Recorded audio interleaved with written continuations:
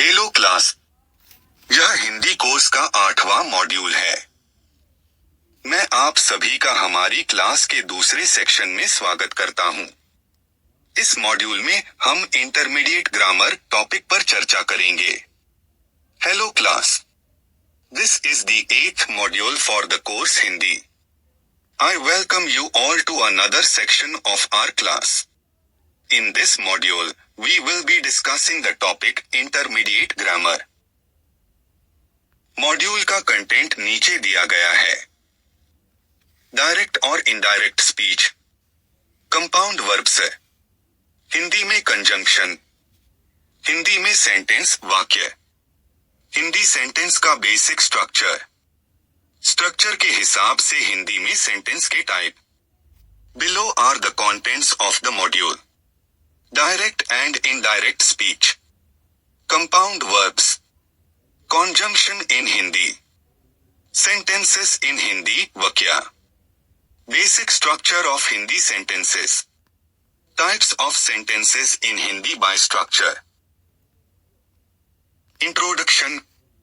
Module 8 learners को हिंदी में जरूरी इंटरमीडिएट लेवल ग्रामर स्ट्रक्चर से इंट्रोड्यूस कराता है, जो ज्यादा मुश्किल और मतलब वाले सेंटेंस बनाने की उनकी काबिलियत को बढ़ाने में मदद करते हैं।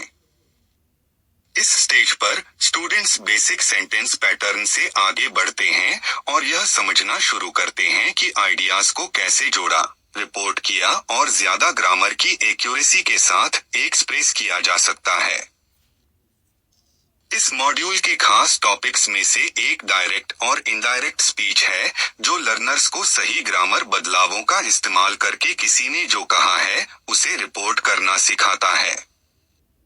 मॉड्यूल कंपाउंड वर्ब्स भी इंट्रोड्यूस करता है, जो हिंदी में एक आम फीचर है जिसमें एक मेन वर्ब को एक हेल्पिंग वर्ब के साथ मिलाकर कंप्लीशन, इंटेंशन, एबिलिटी या एम्फेसिस जैसी बारीकियों को एक्सप्रेस किया जाता है। Module 8 introduces learners to important intermediate level grammar structures in Hindi that help expand their ability to form more complex and meaningful sentences. At this stage, students move beyond basic sentence patterns and begin to understand how ideas can be connected, reported, and expressed with greater grammatical accuracy. One of the key topics in this module is direct and indirect speech, which teaches learners how to report what someone has said using appropriate grammatical changes. The module also introduces compound verbs, a common feature in Hindi that combines a main verb with a helping verb to express nuances such as completion, intention, ability, or emphasis. Direct और indirect speech. Direct और indirect speech grammar के जरूरी structure हैं, जिनका इस्तेमाल किसी ने क्या कहा है यह बताने के लिए किया जाता है। हिंदी में ये तरीके बोलने वालों और लिखने वालों को बातचीत, बयान, सवाल और कमांड बताने में मदद करते हैं, या तो बोले गए शब्दों को कोट करके या कही गई बात का मतलब बताकर। डायरेक्ट स्पीच, प्रत्यक्ष कथन, बोलने वाले के शब्दों को बिना किसी बदलाव के एकदम सही तरीके से पेश करता है, जिसे आमतौर पर कोटेशन मार्क के अंदर रखा जाता है। उदाहरण के लिए, राम ने कहा, मैं आज बाजार जा रहा हूँ। राम ने कहा, मैं आज बाजार जा रहा हूँ। इसका मतलब है, राम ने कहा, मैं आज बाजार जा रहा हूँ। यहाँ कोटेशन मार्क के अंदर दिया गया स्टेटमेंट ठीक वही है जो स्पीकर ने शुरू में कहा था। स्टेटमेंट के अलावा सवालों और कमांड को भी इनडायरेक्ट स्पीच में बदला जा सकता है। उदाहरण के लिए, डायरेक्ट स्पीच, शिक्षक ने कहा, अपना काम पूरा करो। टीचर ने कहा, अपना काम पूरा करो। इनडायरेक्ट स्पीच, शिक्षक ने कहा कि वे अपना काम पूरा करें। टीचर ने कहा कि उन्हें अपना काम पूरा करना चाहिए। Direct and indirect speech. Direct and indirect speech are important grammatical structures used to report what someone has said. In Hindi, these forms help speakers and writers convey conversations, statements, questions and commands either by quoting the exact words spoken or by reporting the meaning of what was said. Direct speech, PRTY के कथन, presents the speaker's exact words without any change, usually placed within quotation marks. For example, Ram ने कहा, मैं आज बाजार जा रहा हूँ. RM ने कहा, मेन JBZRJ रह H. This means Ram said, I am going to the market today. Here, the statement inside quotation marks is exactly what the speaker originally said. In addition to statements, questions and commands can also be converted into indirect speech. For instance, direct speech IKK ने कहा, APN के MPR करो. The teacher said, complete your work. Indirect speech. IKK ने कहा कि वे APN के MPR के RE.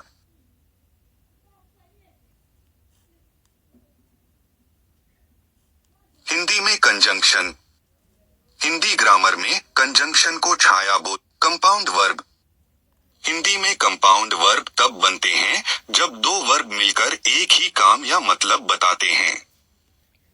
पहला वर्ब आमतौर पर काम का मुख्य मतलब बताता है, जबकि दूसरा वर्ब, जिसे वेक्टर वर्ब या हेल्पिंग वर्ब कहा जाता है, काम का पूरा होना, अचानक होना, इजाजत, काबिलियत, तेजी या जारी रहना दिखाकर मतलब बदलता है. उदाहरण, वह किताब पढ़ लिया, उसने किताब पढ़ना खत्म कर दिया. कंपाउंड वर्ब के आम प्रकार. मुख्य वर्ब प्लस जाना, जाना, जाना. यह रूप अक्सर किसी काम के पूरा होने या जारी रहने को दिखाता है. उदाहरण, वह भाग गया, वह भाग गया. मुख्य वर्ब प्लस लेना, लेना, लेना. यह आमतौर पर अपने लिए कुछ करने या किसी काम को जल्दी पूरा करने को दिखाता है. उदाहरण, मैंने खाना खा लिया, मैंने खाना खत्म कर दिया. मुख्य क्रिया प्लस देना, देना, देना. यह अक्सर किसी काम को जल्दी, जबरदस्ती या किसी और के लिए करने को दिखाता है. उदाहरण, उसने दरवाजा बंद कर दिया, उसने तुरंत दरवाजा बंद कर दिया. Compound verbs. Compound verbs in Hindi are formed when two verbs combine together to express a single action or meaning. The first verb usually carries the main meaning of the action, while the second verb, called the vector verb or helping verb, modifies the meaning by showing completion, suddenness, permission, ability, intensity, or continuation of the action. Example, वह kit PAH लिए. He finished reading the book. Common types of compound verbs. Main verb plus jana, J aim to go. This form often indicates completion or continuation of an action. Examples, वह BHG गए. He ran away. Main verb plus लेना, lane to take. This usually expresses doing something for oneself or completing an action quickly. Examples, main के H N के H लिए. I finished eating the food. Main verbs plus देना, then to give. This often expresses doing something quickly, forcefully, or for someone else. Example, उसने दरवाज़ा बंद कर दी. He shut the door immediately. बोधक अव्यय, समुच्चय बोधक. यह शब्द 3 हिस्सों से बना है. समुच्चय, समुच्चय का मतलब है कॉम्बिनेशन या यूनियन. बोधक, बोधक का मतलब है जो बताता है. और अव्यय, अव्यय का मतलब है अव्यय शब्द. इसलिए समुच्चय बोधक अव्यय का मतलब है एक अव्यय शब्द जो विचारों के कॉम्बिनेशन या कनेक्शन को बताता है. कोऑर्डिनेटिंग कंजंक्शन, समानाधिकरण समुच्चय बोधक. ये कंजंक्शन बराबर महत्व के शब्दों या क्लॉज को जोड़ते हैं. अधीन समुच्चय बोधक. ये कंजंक्शन एक मेन क्लॉज को एक डिपेंडेंट क्लॉज से जोड़ते हैं. In Hindi grammar, a conjunction is known as samuchchaya bodhak avyay. The term is made up of 3 parts: samuchchay meaning combination or union, bodhak meaning that which indicates, and avyay meaning indeclinable word. Therefore, Therefore, समचयबोधक अवय literally means an indeclinable word that indicates the combination or connection of ideas. Coordinating conjunctions, SAMNDHIKRA समचयबोधक. These conjunctions join words or clauses of equal importance. Subordinating conjunctions, DHN समचयबोधक. These conjunctions connect a main clause with a dependent clause. Common examples of coordinating conjunctions. Hindi meaning or and, why or, लेकिन but, परंतु however but, tat yet. Common examples of subordinating conjunctions. Hindi meaning क्योंकि because, अगर if, जब when, इसलिए therefore, TKI so that.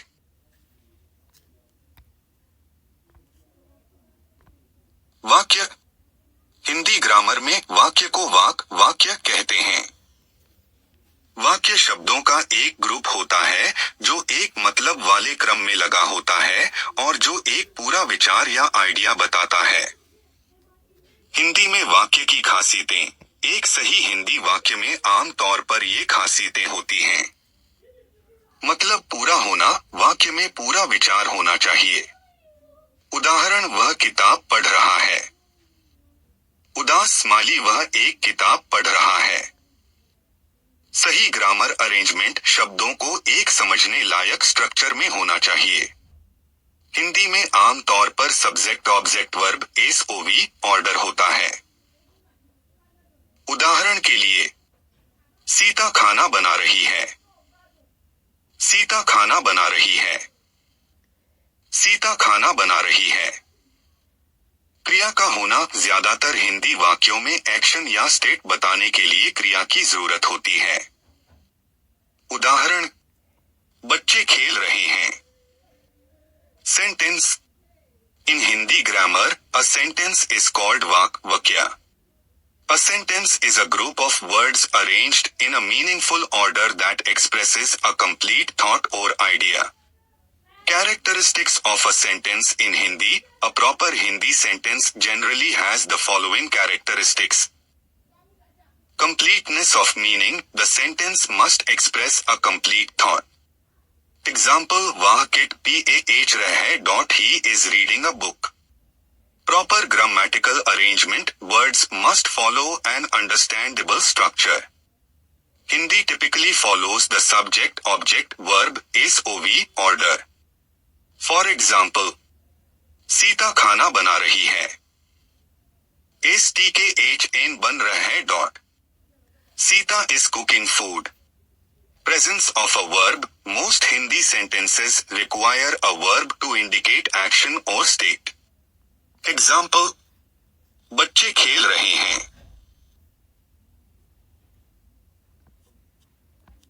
Hindi में structure के हिसाब से वाक्यों के प्रकार.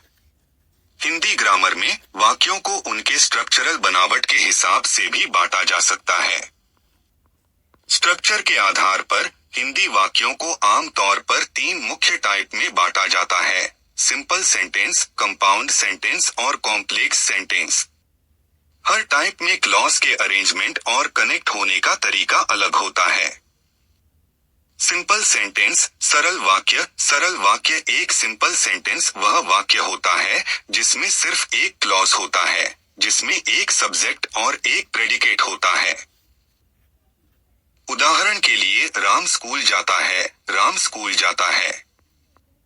कंपाउंड सेंटेंस, संयुक्त वाक्य. एक कंपाउंड सेंटेंस में 2 या 2 से ज्यादा इंडिपेंडेंट क्लॉज होते हैं जो कोऑर्डिनेटिंग कंजंक्शन जैसे और, लेकिन, या से जुड़े होते हैं.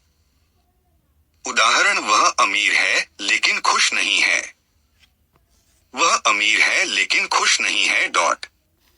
वह अमीर है लेकिन खुश नहीं है. कॉम्प्लेक्स सेंटेंस, मिश्र वाक्य. मिश्र वाक्य एक कॉम्प्लेक्स सेंटेंस में एक मेन क्लॉज और एक या ज्यादा सबऑर्डिनेट डिपेंडेंट क्लॉज होते हैं. एक, मैं घर पर रहा क्योंकि बारिश हो रही थी. मैं घर पर रहा क्योंकि बारिश हो रही थी. मैं घर पर रुका क्योंकि बारिश हो रही थी। यहाँ मेन क्लॉज मैं घर पर रुका। सबऑर्डिनेट क्लॉज क्योंकि बारिश हो रही थी। Types of sentences in Hindi by structure. In Hindi grammar, sentences can also be classified according to their structural composition. Based on structure, Hindi sentences are generally divided into three main types: simple sentence, compound sentence, and complex sentence. Each type differs in the way clauses are arranged and connected. Simple sentence, सरल वाक, सरल वाक्य. A simple sentence is a sentence that contains only one clause, consisting of a subject and a predicate. For example, RMSKLJT है dot. Ram goes to school. Compound sentence, संयुक्त वाक्य, संयुक्त वाक्य. A compound sentence consists of two or more independent clauses that are joined together by coordinating conjunctions such as and, but, or. Example, वह अम्र है, लेकिन खुश NaH है. He is rich but not happy.